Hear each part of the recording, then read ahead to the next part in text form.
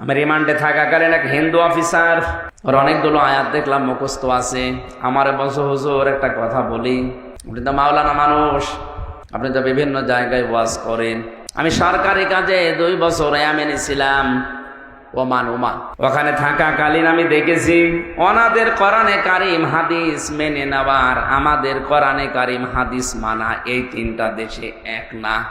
মানে আপনি তো হিন্দু, অন্য জাতির লোক কিভাবে কি বোঝেন? দোকানের মালিক বসে আছে, টাকা নিচ্ছে ক্যাশ, আর যেখানে খাবার দেয় হোটেলের বয় বলা হয়, ওটা ওই মালিকের নিজের আপন ছোট ছেলে। মানুষকে রুটি দেয়, পানি দেয়, এগুলো সব টেনে দেয় তরকারি। ডাক দিয়ে একদিন বললাম, ভাই আপনি এই দোকানের মালিক, এত টাকা পয়সা আপনার, আর আপনার নিজের ছেলে ওকে মানুষের মতো মানুষ না করে বড় একটা জায়গায় তুলে না দিয়ে আপনি কি করেছেন? ছেলেকে হোটেলের বয় বানিয়েছেন।